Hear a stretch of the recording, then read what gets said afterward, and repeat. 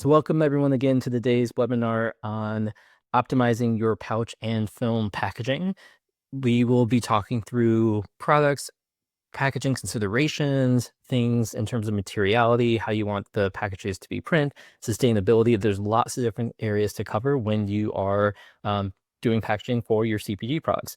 If you have packaging that's kind of outside of film world, we'll have other conversations for that. Today, we'll just be focusing on those types of products. So for today's session, I've invited on Shlomo, who is um, spent his whole life in packaging, basically growing up in the family business, especially on the film and pout side of the business. So Shlomo, would love for you to give just a quick introduction of you and the work that you do, and then we'll jump into a few things.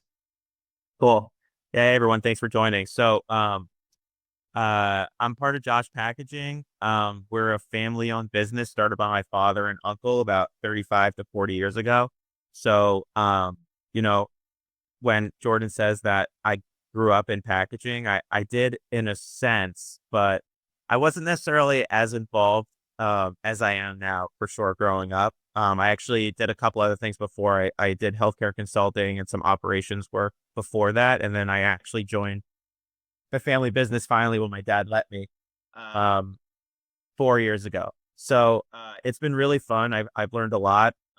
I still have a lot to learn, but whether you're in the industry for 4 years or for 40 years, like my father and my uncle, I think they'll say the same thing, that you're always learning something new, that technology is always changing. And because of that, it's really important that you understand as consumers that flexible packaging and packaging in general is important, and it's also really hard and tricky. And there are a lot of different ways that you can make mistakes. So hopefully we'll be able to talk about some of the ways to troubleshoot before you actually get your packaging to make sure that you're getting what you need. But before we do that, just a little bit more about myself. So I'm the sales director at Josh Packaging. I work with my three brothers and my cousins, and it's one big happy family for the most part, I would say. In manufacturing, things can get pretty hectic, but that's a great problem to have because we love the fast-paced environment.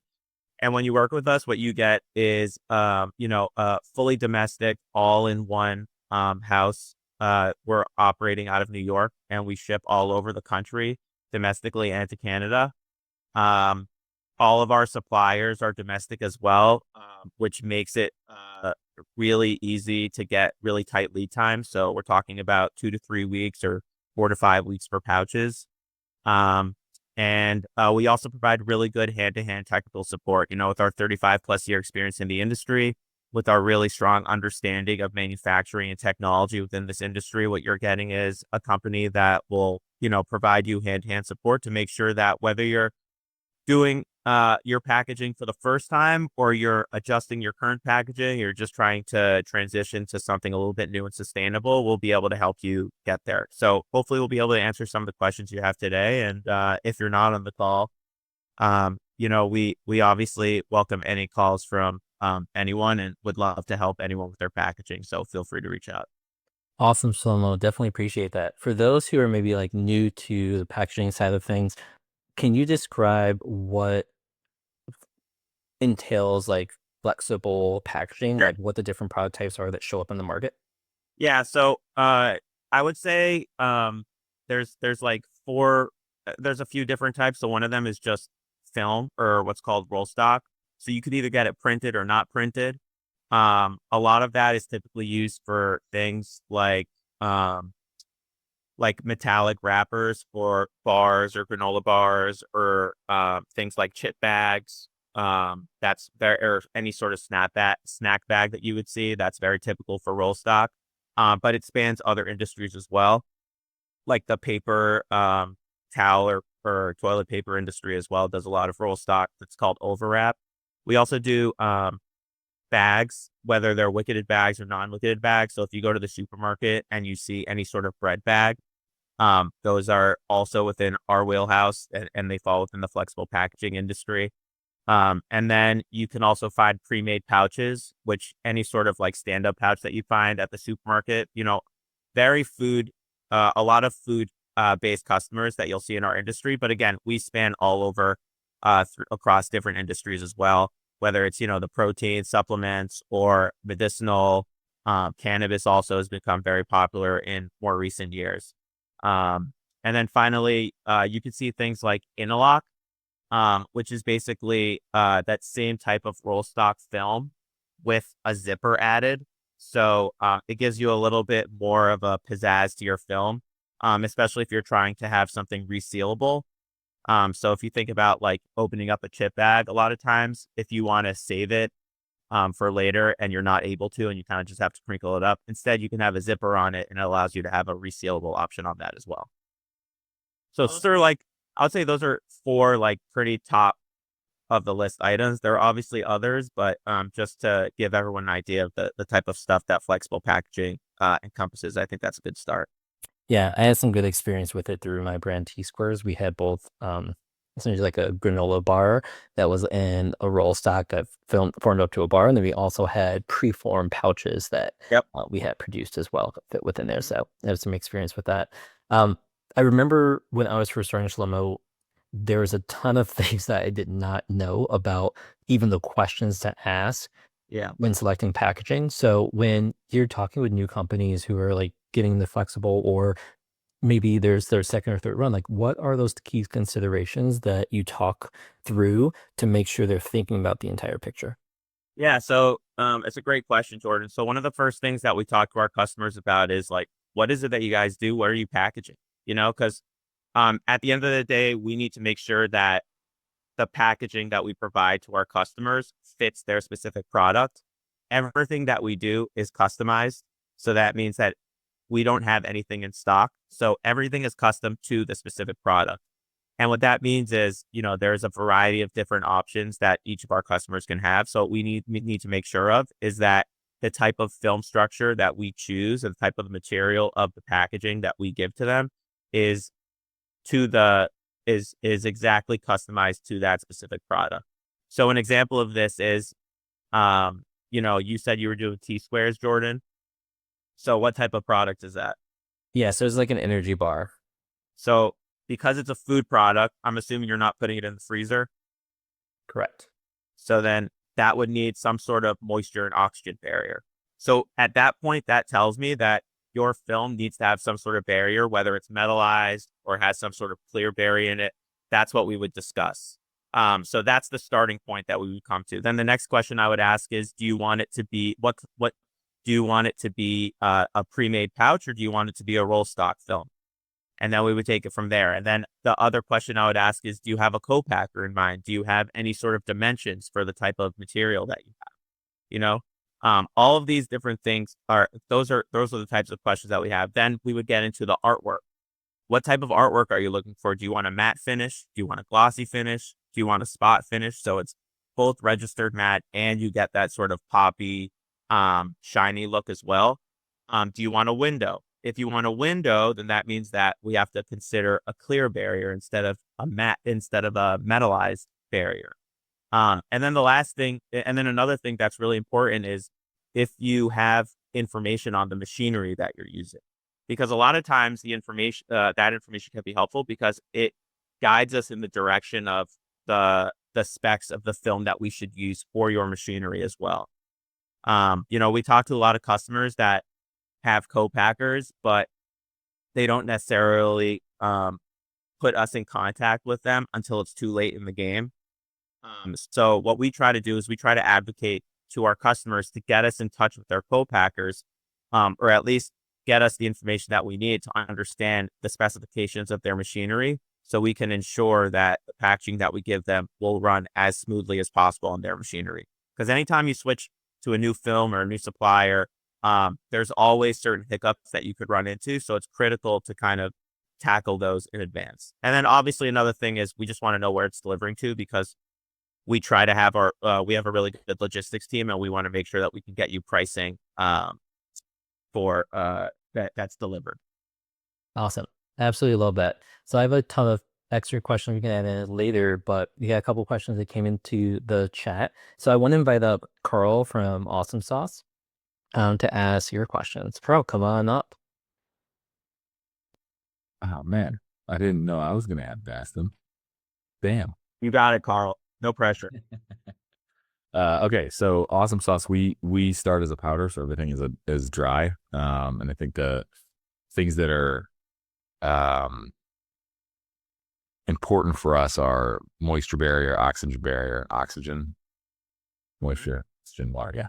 Yeah. So one thing on the printed side, um, do you ever find like do the ink? So we're thinking right now about going from an un unprinted film to a printed film. Mhm. Are there any considerations that we need to have for adding any color or ink? Like does it impact the barrier qualities like UV or anything like that if you're adding print to it before filling it on roll stock? Are you saying, when you say UV, are you saying, so are you worried that it's going to impact the UV light is going to impact the ink itself or the product inside of The product inside, like if added the ink, then changes that. Sure. So, for your product, I don't know what your current structure is, but I'm assuming you probably need some sort of, you said you need that moisture and oxygen barrier. Do you know if your film right now is metallized? We cannot use metallized Okay. because the powder they would have to do the X-ray at the end, so we Got can't it. metallized.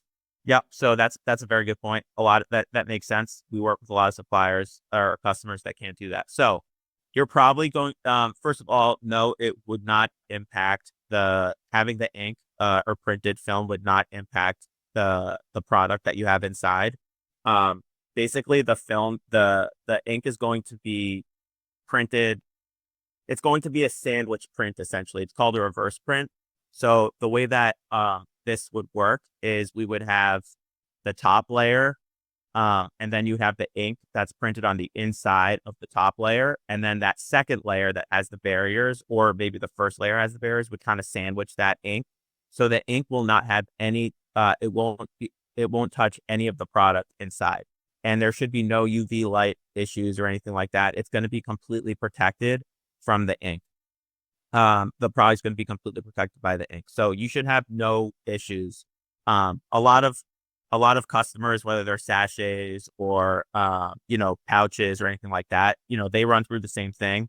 And they have no issues with the reverse print. It's very much industry standard. So good for you guys for looking into to printed film for printed film. Do you guys currently have a preformed pouch, or are you just getting it as regular roll stock? We get roll stock from Belmark right now. Mm-hmm. That makes sense. Okay. And then second question is, we have a large project that we're working on for the military, and they want us to use the same film, but then have a spouted pouch. So that would be like a welded, Yeah. uh, hard plastic piece.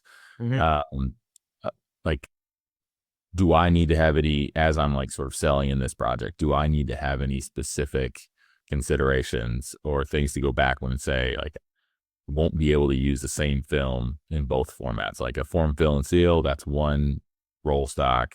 But then when getting into these sort of like flexible containers with a spout welded Yeah. on, we have like a different consideration. So with spouted pouches, I wish I could say that's something we offer. It is a pretty specialized option. What I will tell you is, the your customer or the army is going to need to know that it is going to add a pretty decent amount of cost, and there's you're not going to have nearly the amount of manufacturing base that you're going to be able to rely on because it is more of a specialized option. Not saying that it's not out there. There are companies that do that here, but you're going to be a little bit more limited with the suppliers that you can use for that. What I would say is, you know, these are the type of questions that if you do find a company that does provide that spout pack, those are the type of questions that you need to ask them. They might have specifications and it may only work with certain films and not others. So you're definitely going down the right path. Unfortunately, that's just one of the technologies that we don't provide at Josh Packaging. Right. Um, I would just say they're obviously, if that isn't, if they don't want to go down that spout option, there are other options too where you could have just a tear notch on the top of your small pouch. So they would basically just rip it open and squeeze the sauce or juice, whatever. So it kind of be just like a sucking option for them instead of having that spout pouch. Or you can have something what's called laser scored, which basically allows them to just perf it in a certain way. So when they rip it open, it's like a cleaner open. But I don't really know the exact application for it. Just letting you know that there are other more affordable options for you and for your customers in case that spout option isn't necessarily something that Yeah. go down. For this specific one, so our products are all in the powder. So the spout allows them to add water and mix it in the pouch. So SurePack has the actual spout, Mm-hmm. but the military is asking to make sure that the film matches between both products. So I mean, there shouldn't really be a problem adding the spout to the film, assuming that it works with that company that you're working with. So I think it should be fine, honestly. yeah. Awesome, Carl. Appreciate you asking those questions and thanks for the answers, Slomo. Just a reminder, if anyone has any additional questions, just send it in the chat. Just say you have a question or do a hand raise emoji and I can invite you up. As you're thinking about any of those, Shlomo, I know you and I have talked about this before, but how does sustainability play into packaging materials and recyclability, compostability into your material choices? Yeah. So, great question. Ultimately, what we try to do at Josh Packaging is be as transparent with our customers as possible. And that's with everything. Like I just said just now, hey, Carl, we don't provide that service. So we're not going to be able to do that for you. I don't know about other companies may not do that, but we're very transparent with our company, with our customers. When it comes to sustainable packaging, um, I mean, one of the things that we really try to talk to our customers about is what are like the most important things for your packaging, right? If sustainability is the most important thing, then that's really good to know. But a lot of times what we talk about is lead times are more important, or price is more important, or the feel is more important. And those are some of the things that you need to weigh the pros and cons of when going from, something that's more standard as a material structure to something that is more sustainable. So let's go over some of the sustainable options that you can do. I would say one of the things that, and we'll go from least sexy to most sexy when it comes to like greenness, right? So one of the things you could do is you can go from a thicker material structure to just a thinner material structure. It's called down gauging. And what that does is, you'll probably still have very similar feel. It won't be as thick, but you'll get very similar machinability and you'll be able to trust that film that you're using. But at the same time, you're using actually less film. So, you're using less film, there's less waste. That's probably the least sexy recyclable or sustainable option that you can do. Recyclability is something that, so now for recyclable film, the key is you need film that is from the same plastic family. If you look at any sort of packaging or anything like that, or really anything that's plastic, there's I forget the total number. Maybe there's like 9 different plastic families or something, and you'll see there's a triangle with a number inside of it. What that number reflects is the plastic family that that specific material is made out of.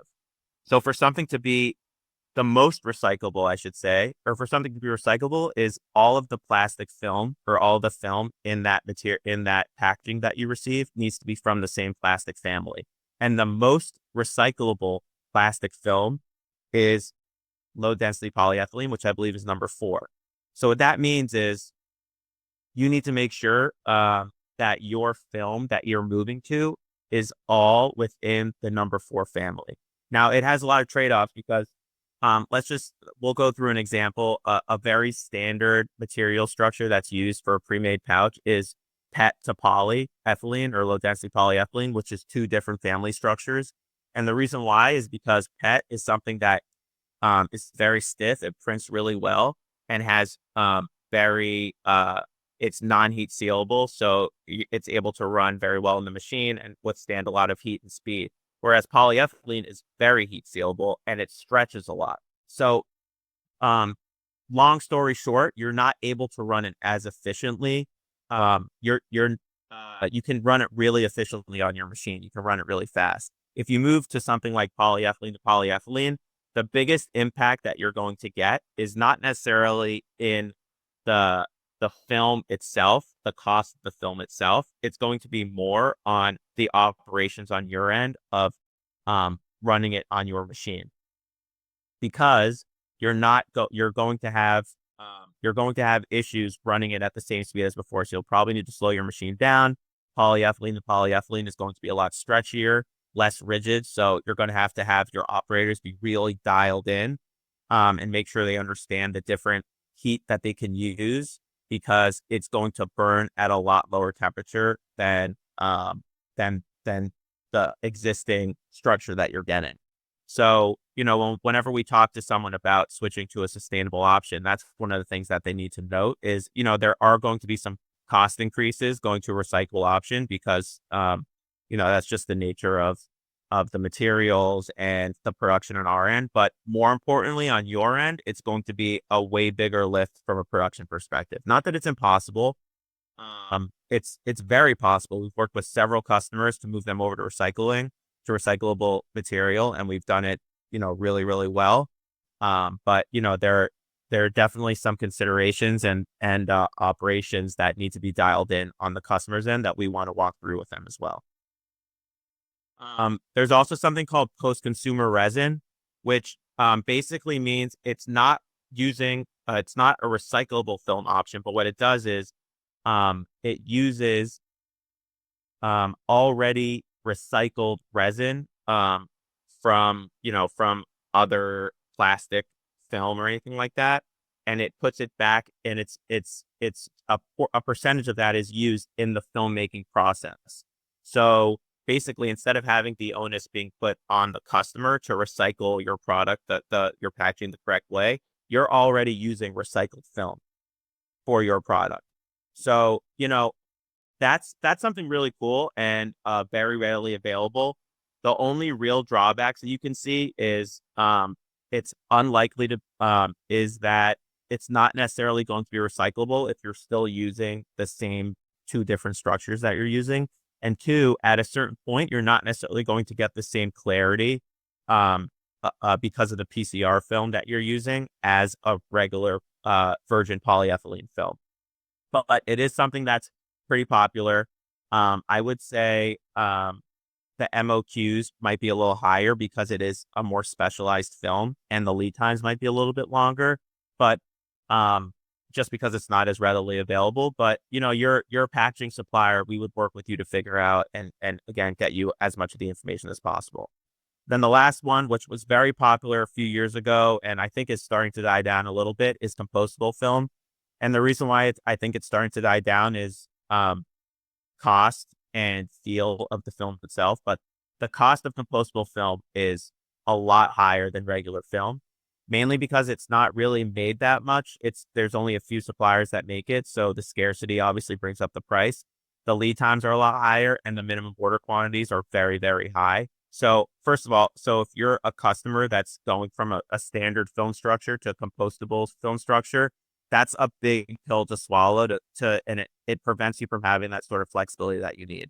The other thing that you'll see is it has a very different feel and look than a standard, plastic packaging that you have. Not necessarily bad, but it's different. And a lot of times customers don't necessarily want something different on the shelf if what they've been doing, has given them that brand awareness with their customers for a long time. And then again, back to the machinability. Compostable film is very different when it runs on your machinery than the standard like PET to poly or OPP to OPP or any sort of like standard material that's used. So again, we would need to make sure that our customers are fully aware of the properties of the film. And the last thing I'll just say, Jordan, before I get off my monologue, is whenever switching to a new film structure, whether it's sustainable or not, whether it's compostable or recyclable, or you're just down gauging, we do typically recommend having a trial roll run just to make sure that it does run well in your machinery, because the last thing we want is to get you printed you place an order for 500,000 pouches printed, and we get them out to you, and then you realize that they're not going to work for your machinery. So, you know, timing obviously may come into play. It does push some things out potentially a little bit by having a trial run out there, but it will protect you in the long run from having inventory that won't work for you. And that's ultimately what we're trying to prevent from happening for you guys. Well, Carl, the follow-up question around that, he asked, am I right to understand that compostable film has lower moisture barrier or no? There may be, I haven't looked, I need to look at the spec sheets and I can get back to you on that. But the moisture barriers are probably, my guess is they're probably lower than the standard metallized PET or ALOX PET or metallized OPP film. Not to say that they're not strong. You know, I have you know, they're probably strong enough for almost every product, but, you know, ultimately, you know, we would suggest that it's probably okay from a barrier perspective. But if you have product that needs really, really strong barriers, like something like metallized PET or even foil, then you know, it may be a risk that you would need to consider and talk to your team about. Awesome. We also had a question from Lisa. Lisa, if you want to come up and join, Lisa Bastian. And you can ask that, and I'll have a follow-up for that as well. Yeah, this is a design question, so I don't know if is that okay? Okay. Well, I think, yeah, you can ask. I think what we can do too is talk through some of the actual like packaging change options potentially to talk through like Yeah, okay. innovation too. All right. Well, to set the stage, we have a nut-based granola. It's 80% nuts, gluten-free. We I engaged a firm to do some sampling, and they sampled the product, and they also commented on everything that was related to the product, including the packaging. I got great validation for the quality of the product, but there seemed to be a disconnect with like the packaging. A lot of them, some of them liked it, some of them really disliked it, and just don't know what I would do differently. I mean, I really And I love pulled out your packaging. packaging here too. So But I'm not opposed to taking this feedback to heart and figuring out what we could do differently. So some of it they thought it was too cluttered. Maybe, you know, they wanted a window, which we didn't do a window because I had that in my original packaging, and the way the product presents in a window didn't present well. We use flaxseed, like ground flaxseed, and it would get cloudy. So we went with a picture. I completely understand that the picture could be better. So anyway, I'll leave it at that because I don't want to give out all the details because, you know, I'm just looking for feedback. well, I just want to know from your side too, just around like some material choices or Yeah. thoughts, or some different ways of thinking through it. Yeah. So, couple questions. First of all, Lisa, I feel your pain. There's, you know, whenever we run through a new project and there's, you know, 10 different people on the email chain that are commenting on the graphics, it is very subjective. So, there's, you know, there could be a lot of feedback. Some people, it just takes one or two people to say that something doesn't look perfect, and you're going to need to go back to the drawing board. So I've had instances where we've had to coordinate 20 different versions of the same artwork for different types of changes. So it's definitely something that I'm familiar with. Can you pull up the artwork again, if that's okay? We could just talk about some of these. Yeah, there's two of them, Jordan, if you want. There's a green. We have two different SKUs, the green and Yeah, here. So, one thing I'll ask is, you said do you know if it's a matte varnish film? it's a matte. Yeah. It is matte. Okay. And when you were looking at the window itself, you said it was cloudy. Was that with the matte on it, or was that without the matte on? So that was my very original packaging when we first started. We weren't doing digital bags. We just got these bags, I don't know, probably Amazon, and it was still proof of concept, you know, like, was this even a viable business? And that's why we had a window. And then I vowed to, like, when we go to digital, we're not doing a window because it just doesn't do the product, you know, It didn't do it. Yeah, it didn't do it justice. right. I get it. I think it looks good, but one thing I would say, like, what were some of the comments that they had? Um, You said that they thought it was too cluttered. Was it the back that was too cluttered? well, they thought the front, and I'm like, okay, um, they just thought the front, they thought it looked like a farmer's market kind of packaging, which I completely, honestly, I disagreed with that. I think this, like, if you saw my farmer's market packaging, we have totally upped our game. But, um, yeah, the name, they kind of didn't know what that meant. Like Primola, like I know what it means, but it's not real clear. It's a premium granola, so we call it Primola. And so that's understandable. What I'm trying to think of what else I'd have to bring up. I mean, I sent like 25 bags to one group and 25 bags to another. So you can imagine, like, some people liked it, but for the 20, like there's a lot of people, and there are, I had to take some of it with a grain of salt. Like, okay, I can't make all the changes that they were recommending. Well, let me ask this. If there's are there ways to make the product look better if she wanted to do a window or anyone wanted to do a window in the future that you would recommend, like a type of material that shows up well? I had that problem when we did T-squares. We tried like a clear window as well. It didn't look good. Yeah. So, obviously the product itself might not lend itself to, having a window, like you said, Lisa, because you said the flaxseed might just create some sort of, um, cloudy Yeah. dust or something. But I mean, if you really wanted to have a clear window, you could do something like an Alox PET to a PE, which is basically a clear film, a very strong barrier, and it has like really good clarity to it.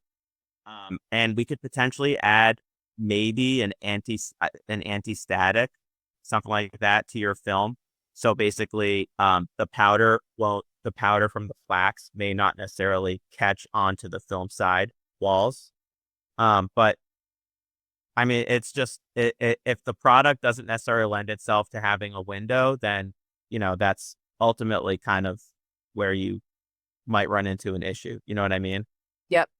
But it's definitely possible. The only other thing I'll say is, um, I have seen, so this has a sombrero holder, a sombrero hole.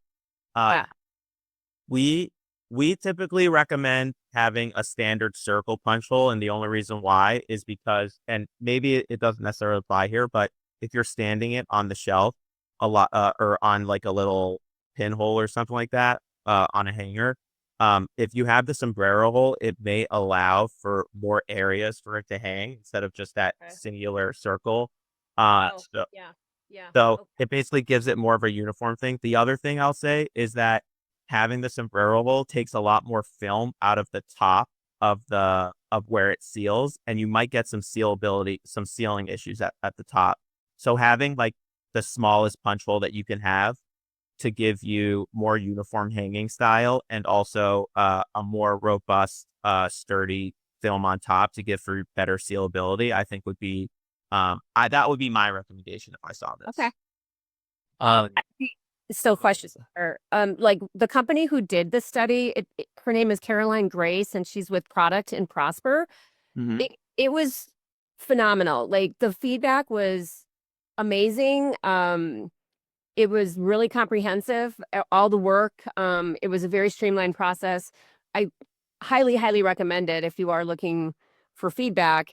It's just now that I have the feedback, I have to figure out, okay, what am I going to tackle first and kind of prioritize, given that we just, we ordered bags in January to last us for like a year. So in any event, it was well worth it just to see what people thought, basically. And oh, I guess there is a designer on this call named Lisa. So yeah, whatever she wants to share would be great. and then Carl, I know you had your hand up as well. Were you gonna add something? No, I was going to pick on Awesome Sauce's esteemed designer, Lisa Viviani. Let me tell. I could just jump in for a sec. It's really great that you did that study. I'm impressed that you actually went and sought that, because that can be really tough to hear that feedback, especially given that you have so much product already lined up for the year. I feel like they're wrong about the farmers market piece. I feel like this is really organized and the hierarchy is really good. You might, I would say, if you were going to do anything next, and you'll have time now because you have this runway of a year, is to seek out a design team that is CPG focused, and then probably go the branding route, and then let them do branding first, followed by packaging. I think that would be your best kind of order of doing things. So that's a great segue. Jordan also mentioned this, branding and packaging. Help me around that. Like, what do you mean? So if what they're saying is they probably feel like your brand looks a little young, right? And not as mainstream, or not like it can compete with brands on the shelf or other, direct to consumer brands. That's probably what they're saying. And I can see what they're saying. I feel like it is kind of an intermediate step between a farmer's market and a full on, like, we're here and, we've arrived. So that's what I mean about that, is like, delve into some branding for this. Okay. But like I said, you have a runway. Don't panic about it. Yeah, no, I'm not. I did really appreciate, everyone's comments were super helpful. Yeah. But yeah. Okay, thanks. Yeah, and I shared some feedback with Lisa as well, but I know that's a question that tricks up a lot of people, is that difference between like the branding and having a really strong brand and like just packaging or how the product shows up, because I think there's a lot of meaning that goes into it beyond just like what you see on the shelf, right? And so it's all about what you stand for, what your values are as a company, what change you want to make in the world. And your packaging is one way of communicating that, but also shows up on lots of other channels, and your messaging, your language, and your call outs, and all the other stuff. And so I think that's that element of how do you promote this as not just a commodity granola mix that you would buy from the bulk bin at Whole Foods or health food store, to a packaged product that makes people want to buy it. And I think the product is better than that stuff. And then it's what is it that consumers are looking for to visualize that to help stand out as well. So it is a little nuanced, but I think, Lisa, in your case, the product is great, the packaging is good, and it's just figuring out if there's other ways to stand out, to make something else to stand for. Yeah. And then real quick, because I know there's other people on the call, and the other disconnect was, it's a $13 bag of granola. So they felt there was a disconnect between, I don't know, the packaging and the price. I think there was a question, like, before they knew the price, like, what would you pay for this? And apparently a lot of people look at the packaging and decide what they'll pay. And it wasn't close to 13. So that was another interesting piece of feedback. I'm not sure. One thing that I love is a little bit more on the design side, but this company, Skinny Dipped, Yeah. which I personally eat a ton of. But what I love about them, and this kind of where it gets into a little bit of peace, right? Their product is essentially a Reese's peanut butter cup, but with 2 grams of sugar. And right, they have like their logo and I don't really even think about the font size, but it's really about showcasing this looks like an indulgent treat that you can feel better about because there's less sugar. And it's like one call out basically on here that people look at. And right, like it's very clear what you're getting for that. It's permissible indulgence. And so with your product here, I think in there, it's like, what's the one thing, how do you showcase like the premiumness of the nuts that make it more expensive, right? Pistachios and things, whereas in the picture even, it fades in with everything else. But how does that even get called out so people look at this and says like, wow, this is a nut blend of the best quality premium nuts that you eat like a granola. So just a couple Thank you. thoughts. All right. Appreciate all of your comments. One other thought I had that I actually liked about that scanner product, it doesn't show up. But Shlomo, do you do scoring on your pouches like at the tear line to help make a more perfect tear? Yeah, laser score. We can do that. That's one thing I always recommend because, like, actually in that scanner product, when you tear across that line, they do this like really thin laser score to make like a very clean tear, which makes a huge difference. I don't know if you've ever like had products like that before, but I like absolutely love that as a consumer instead of this like jagged, ripped edge that end up kind of getting a scissors halfway through. Is that expensive, Slomo?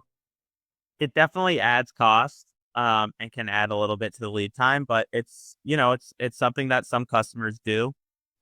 It's more, it also depends on the material structure itself, where it's more important to have than not. So like a recyclable pouch, because it's polyethylene to polyethylene, it's less stiff and doesn't rip as easily. So in that case, we would either tell the customer to add like a scissor sign to make sure that people know it's not going to rip as easily, or you could have the laser score.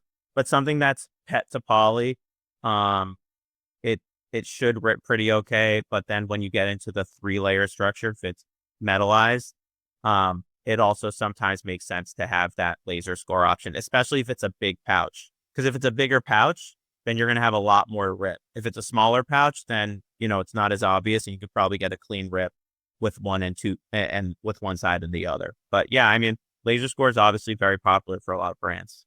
That makes sense because it's under like Costco size bag, which is what. Yeah, exactly. Yeah. Awesome. This has been great. So we have a couple minutes left if we have time. Hutch just said, Shlomo, can you do an easy tear zipper? Easy tear zipper. Hutch, do you have a different description of what that entails?